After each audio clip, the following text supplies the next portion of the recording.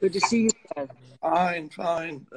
I was having technical difficulties because I'm a low-tech person and Instagram is high-tech. I'm a low tech person too, but I've managed Instagram. And you know what's so interesting? Just before we were doing this, my team said to me, Eckhart's team wants to turn off the comments because he doesn't wish to deal with all the trolls.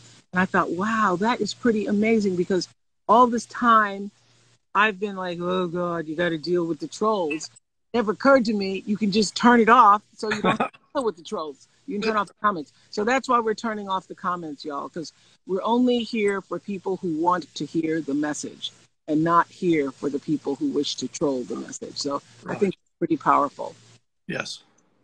So you know what? Thank you so much for joining me. I still have this book by my bedside. I actually have the one that you gave to me as a leather edition. So I really appreciate this so much. I wanted to just read from a portion in The Power of Now called When Disaster Strikes.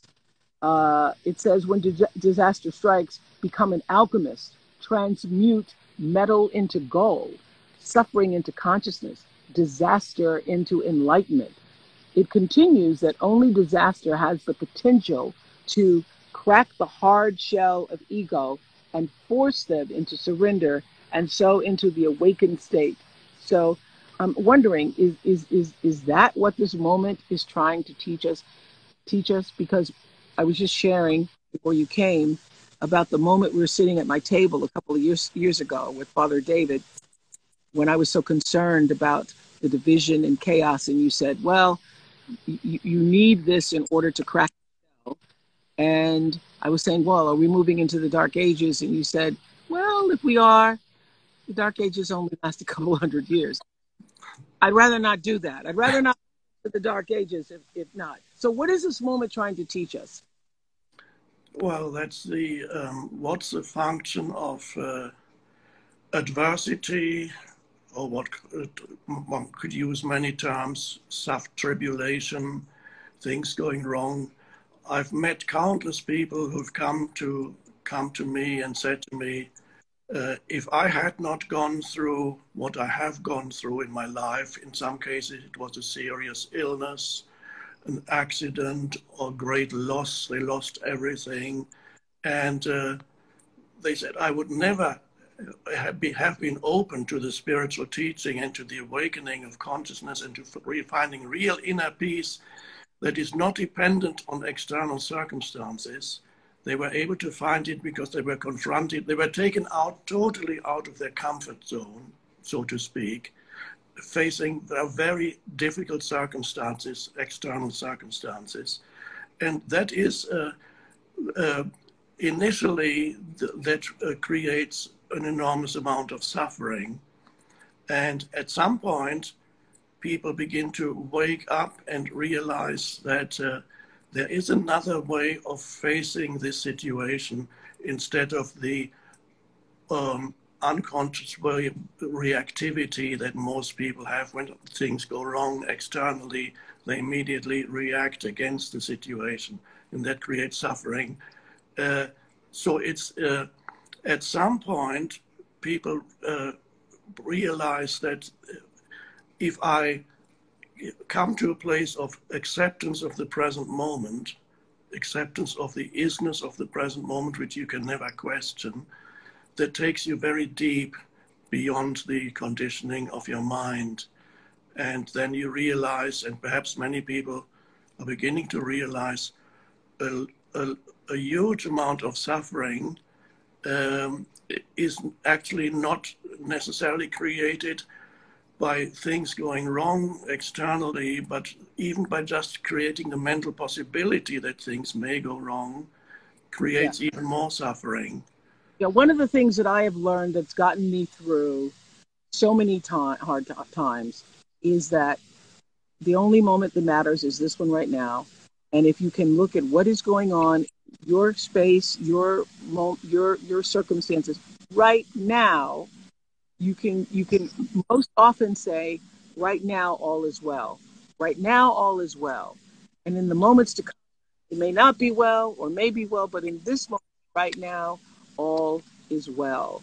Yes. And one of the things that I think that has happened, and we talked about this a lot when you were at my kitchen table, that we are meeting the hysteria with more hysteria.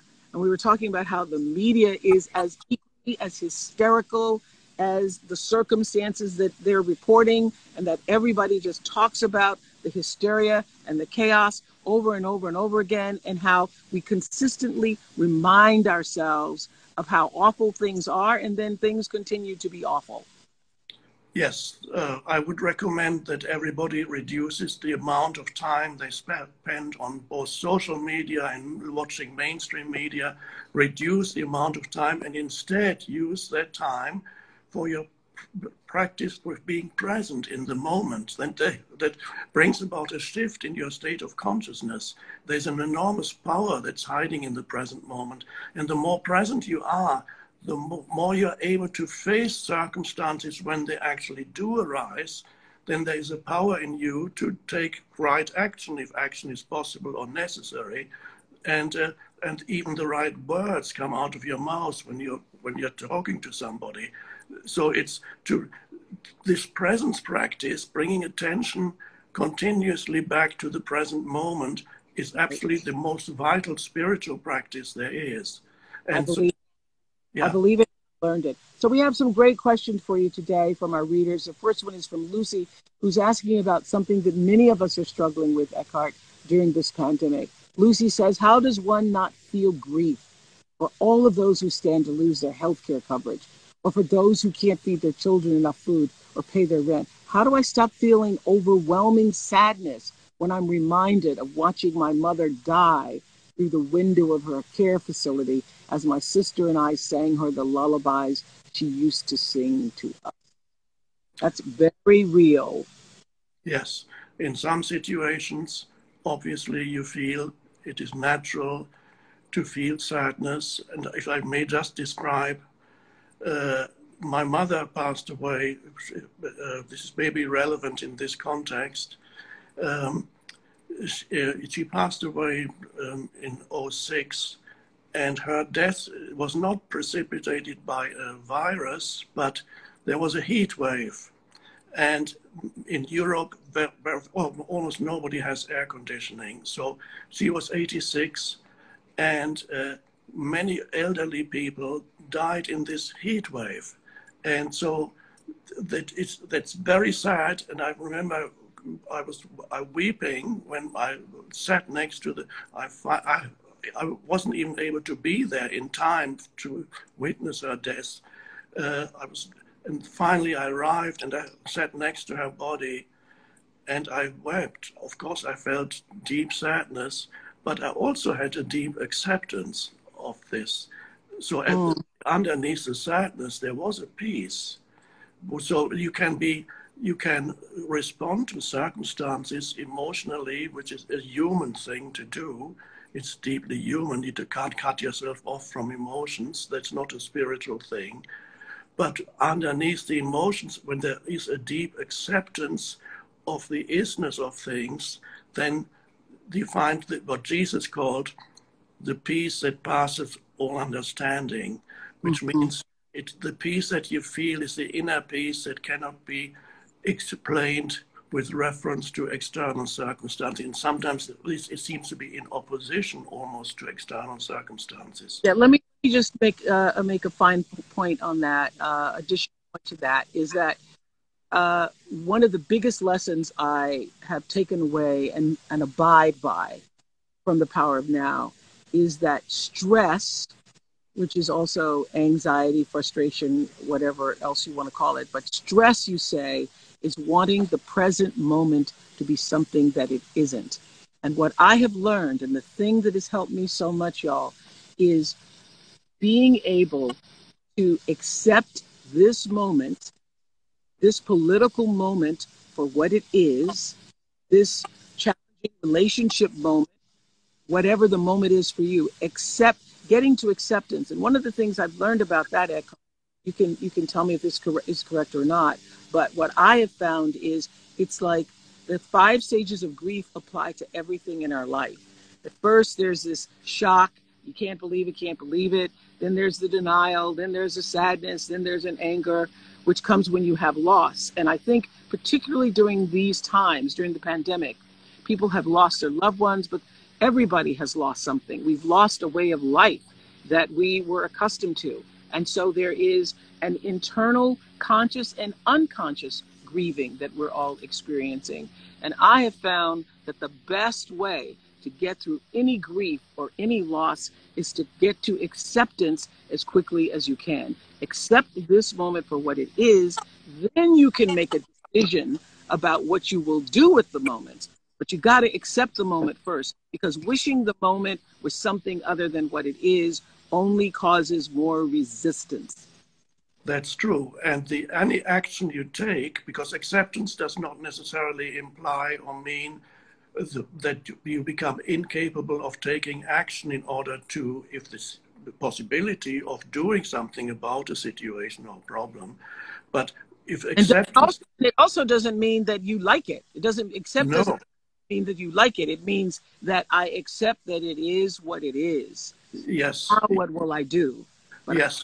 And the thing that connects you, this acceptance brings about a shift in consciousness, a very subtle shift in consciousness. And that connects you actually with a deeper intelligence that's beyond the egoic mind, because acceptance takes you out of the egoic mind, out of the ego. Then you connect to a deeper level of intelligence. You could say it emanates from, if you want to use theistic language, it emanates from God, if you're comfortable with that. But you connect with a deeper place. And then any action you take, the foundation for the action is then that powerful state of inner peace that makes you more intelligent. If you're in a state of resistance or in a state of fear, many people are in fear. Fear is part of resistance to the present moment, because you're usually projecting a future moment which is going to be worse than this one. A lot of people are saying that right now, Eckhart. A lot of people are saying, waiting to see what's going to happen on November 3rd, and also recognizing that we may not even know after November 3rd for a long time. So how can we be dealing with that anxiety of what's going to happen? Yes. So, and of course, if you're in the grip of anxiety, fear, that emotion kind of contaminates your thinking, your thought activity. And when your thinking is contaminated by the emotion of fear, your thinking also becomes often irrational and quite dysfunctional. You cannot take intelligent action if your mind is controlled by fear. So it's very important to be very alert. First, if possible, try to free yourself from anxiety by using present moment practice, because there's nothing to fear in the present moment. Sometimes, let's say a wild animal suddenly comes running towards you. That is not the psychological fear that we are talking about here, because then you will get an impulse, adrenaline would come up, and some people might call that fear. But we are talking here about psychological fear, which is not something to do with a situation that we are facing immediately in the present moment.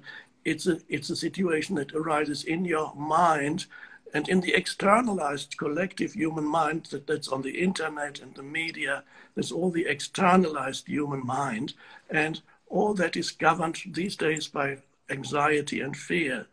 So getting out of that so that you can take intelligent action, and your words become actually more peace. You bring peace into this world rather than add to the chaos, add to the confusion, add to the fear. This is from who says, and we got a lot of similar questions from many of you that represent what Steph said. How can we practice stillness when it's action that seems necessary right now to heal our world? Really good question. Yes, again, people often believe that stillness implies that you are inactive or you sit still. We use that word stillness to describe an inner state of consciousness that is not governed by the conditioned thought activity in your mind. So there's a moment of presence or awareness, and then you act. Correct action arises the realization what it is that you need to do or are able to do in this moment arises out of that state of stillness. And then that is an action that does not produce further chaos. It's in Eastern terms, you don't add to the karma of this world. You don't add to the suffering of this world. So people often ask that question. I say, well, how can I accept things that I see are wrong? You don't accept a huge set of circumstances. The acceptance is only applied to the present moment. Then you see more clearly what it is that needs to be done and how to do it. Yeah. So what you're saying is accept the present moment what it is, and then take action after you have that acceptance. Yes. And so this conversation of this is what is, now what must I do? I mean, I have been all week doing these rallies in swing states, virtual rallies in swing states, because I feel that the action that be taken is for people to actively use their voice and let their voices be heard. And that comes out of my frustration and my anxiety, but using that in accepting something needs to be done and then going to do the action. But the stillness comes first, then the action is what you're saying. Yes, that's right. Yes, correct. Okay, this is a great question. Final question from Dear Life, I Love You. What does the soul of the world need right now? Well, the term soul of the world, in my terminology, I call it the consciousness that underlies everything, the universal consciousness that underlies everything.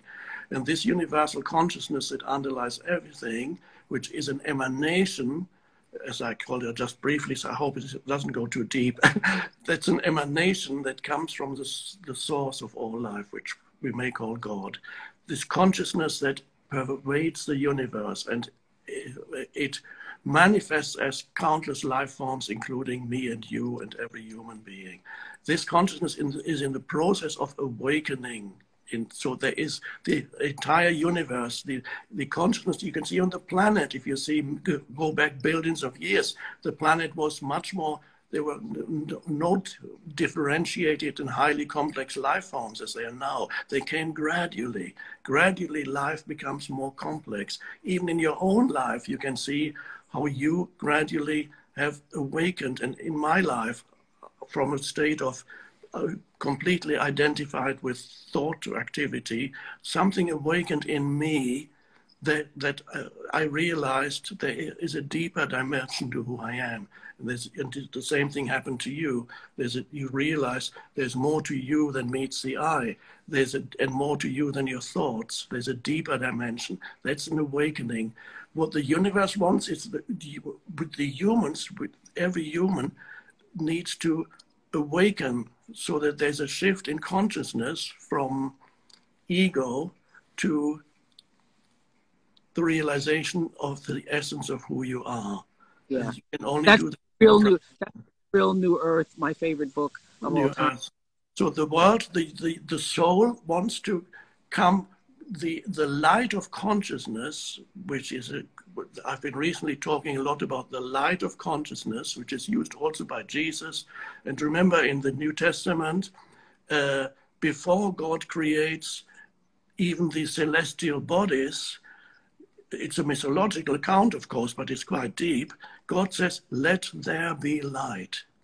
So at the very beginning, and that light means consciousness. There's a consciousness that pervades the universe and that gradually expresses itself more fully through every life form. So the universe and the soul of the universe wants to awaken more. It wants to, through every human being. So that's what this moment of divisiveness, chaos, confusion is here to teach us that the universe wants to awaken more. It's here to wake us up. Yeah. Everything we've experienced this summer, George Floyd's murder, all of us witnessing that, live on our television screens, all of it is saying, wake up, wake up, wake up, wake up. And truthfully, what I wish everybody could come to know and understand, and that's why the power of now is the beginning of that understanding for a lot of people, is that it's our collective consciousness that has allowed our world and even our government to be what it is right now. And our heads of government are just reflecting that consciousness back to the people. Everybody gets so crazed talking about what's going on in government when the government representatives, no matter who they are, is just a reflection of the collective consciousness. It could not exist without the collective consciousness. Exactly. And that's why there was a not very well known 19th French philosopher who said, every nation has the government it deserves. That means, of course, what you just said, the external, the institutions and the government are a reflection or manifestation of the collective state of consciousness or unconsciousness. That I was worried about something that was happening during Barack Obama's campaign in 2008. And I was really upset. And he called me and said, don't worry, the American people will get the president they deserve. And so that actually helped to calm me a lot, that if he felt that way, then, okay, I'm going to feel that way too. And so that's what's going to happen on Tuesday, that the collective consciousness will rise to whatever that decision is going to be. And that's what will be shown to us. So thank you so much for this. Can you lead us in just like a minute or so meditation to calm us and accept this moment that we're having right now for what it is? Yes, let's take attention into the present moment if we're not already there, which means we become aware, first of all, of sense perceptions, not only what you're looking at the screen, but also what surrounds you. So you come to your senses, one could say. This is the beginning of the present moment. And you become aware that you're breathing. That's a wonderful tool for anchoring you in the present moment. You notice that you're breathing. So you're breathing consciously. You're observing the fact that you're breathing consciously. Doesn't take long, just a few seconds. I call it a mini meditation. And then perhaps you can feel that your body is alive because you breathe into your body, and your body is pervaded by a subtle sense of aliveness. Your hands, your feet are alive. So you feel alive. That's an anchor for present moment. And what is that aliveness? That aliveness that you sense is the underlying consciousness that holds the body together, the intelligent principle that holds the body. And what is it? Consciousness, that you are that. Beyond, forget about your past for a moment, for your personal history. There's no personal history. Forget about future. Who are you without the memory of your past? Without the memory of the past or some expectation of the future, who am I in this moment? And you cannot answer it, but you can sense at this moment there is a presence in you that is you, a conscious presence of a beingness, a presence. That means you've gone beyond ego and you've realized this is a glimpse of who you are in your essence, and every human is that. And when you can sense it in you, in yourself, you can sense it in another. And sensing it in another means ultimately, spiritually, in spiritual terms, is love and compassion and empathy, because you recognize the other is not totally other. We share the same consciousness. Beautiful. Thank you so much. Thank you. So I was saying before you connected yourself to all of us that you're the only person I've ever met on the planet who is egoless. Ego, like your ego died. And for those who are still walking around with ours, mine, I see it showing up all the time, and I'll go, oh, there you are. And as you say, that when you are able to recognize it, you actually are able to soften it. You are able to lower the vibration of it when you go, oh, there's my ego again. Yeah. Is it a lifelong process for the rest of us? It's for most people a gradual process of recognition. But the good thing is, when you recognize your own ego, then you're not totally in the grip of it anymore. That's already, you're already outside. So that's good. Thank you for the power of now. I'm sure maybe you did. Did you realize in 1999 when you wrote this that its power and effectiveness would last forever? No, I knew there was something powerful there. I thought it would only appeal to a few people, but it didn't. And then, of course, with your help too, but it's continuing to have a beneficial effect on humans, and that's wonderful to know. You know, I hope you all will join us at Oprah's Book Club as we continue to talk about the books that have gotten me through and books that have gotten other people. I've seen a couple people comment about this book, Eckhart, that, wow, I started to read it and it's too much for me and maybe I'm not ready for it. And you say that actually in A New Earth, my favorite book of all time, because I didn't start with A New Earth because I thought people need to grow into a new earth. But you say that when you're ready for it, you'll be able to receive it. And sometimes you put it, if you've got, I saw a lot of comments from you all, people who said, oh yeah, I have that book. It's been on my shelf for a couple of years. When you're ready and you come back to it, and usually it means when you're not ready, it means you need to suffer a little bit more and then you'll be ready. Thanks for talking to us today. Thank you so much. Thanks, Oprah. Thank you. See you at Oprah's Book Club for next. Thank you. If you want another awesome video in our Black Excellence series, check out the video right there next to me. I think you'll enjoy it. Continue to believe, and I'll see you there.